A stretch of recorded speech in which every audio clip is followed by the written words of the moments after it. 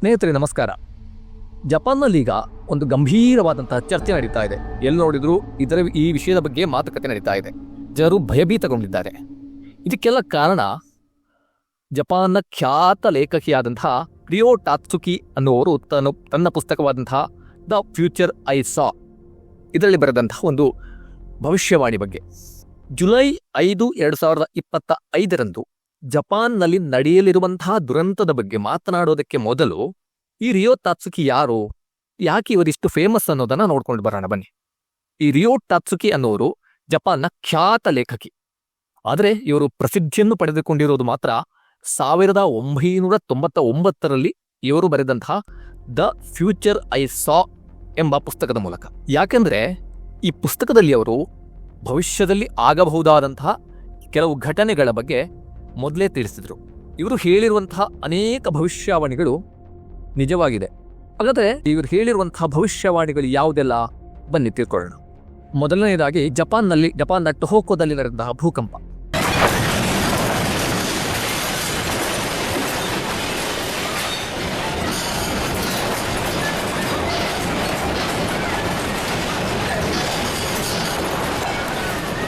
ಈ ಭೂಕಂಪದ ಬಗ್ಗೆ ಕೂಡ ಇವರು ತನ್ನ ಪುಸ್ತಕದಲ್ಲಿ ಮೊದಲೇ ಉಲ್ಲೇಖ ಮಾಡಿದ್ರು. ಇದರಲ್ಲಿ ಸಾವಿರಾರು ಜನರು ಸಾವನ್ನಪ್ಪಿದ್ರು ಕೂಡ.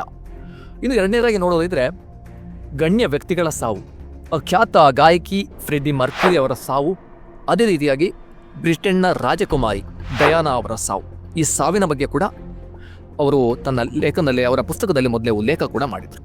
ಮೂರನೇದಾಗಿ ಇಡೀ ಪ್ರಪಂಚವನ್ನೇ ಅಲ್ಲೋಲ ಕಲ್ಲೋಲ ಮಾಡಿದಂತಹ ಕೋವಿಡ್-19 ಕೊರೋನಾ ವೈರಸ್, ಇದರ ಬಗ್ಗೆ ಕೂಡ, ಇದರಿಂದ ಆಗಬಹುದಾದಂತಹ ನಷ್ಟಗಳ ಬಗ್ಗೆ ಕೂಡ ಇವರು ತನ್ನ ಪುಸ್ತಕದಲ್ಲಿ ಉಲ್ಲೇಖ ಮಾಡಿದರು. ಹೀಗೆ ಇವರು ಹೇಳಿರುವಂತಹ ಹಲವಾರು ಭವಿಷ್ಯಗಳು ನಿಜ ಆಗಿರೋದ್ರಿಂದ ಅಲ್ಲಿನ ಜನಗಳು ಇವರನ್ನ ಭವಿಷ್ಯ ಹೇಳೋರು ಅಂತಾನೆ ನಂಬೋದಕ್ಕೆ ಶುರು ಮಾಡಿದ್ರು. ಇವರ ಭವಿಷ್ಯವಾಣಿಯಿಂದನೇ ಇವರು ಜಪಾನ್ನ ಬಾಬಾ ವಂಗ ಅಂತ ಪ್ರಸಿದ್ಧಿಯನ್ನು ಪಡೆದಿದ್ದಾರೆ. ಅಲ್ಲಿನ ಜನ ಇವರನ್ನ ಜಪಾನ್ನ ಬಾಬಾ ವಂಗ ಅಂತಾನೆ ಗುರುತಿಸ್ತಾರೆ.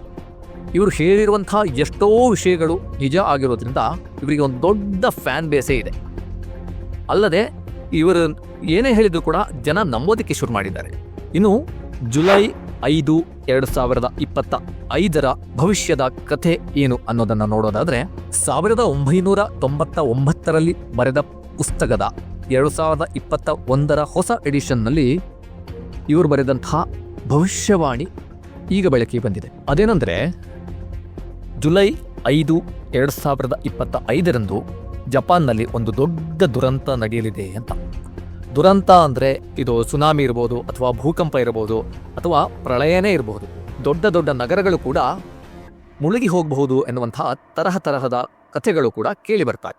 ಇವರು ಈ ಹಿಂದೆ ಹೇಳಿದ ಎಲ್ಲಾ ಭವಿಷ್ಯವಾಣಿಗಳು ನಿಜವಾಗಿರೋದ್ರಿಂದ ಈಗ 2025 ಜುಲೈ 5 ಭವಿಷ್ಯವಾಣಿಯನ್ನು ಕೂಡ ಜನ ನಂಬೋದಕ್ಕೆ ಸ್ಟಾರ್ಟ್ ಮಾಡಿದ್ದಾರೆ.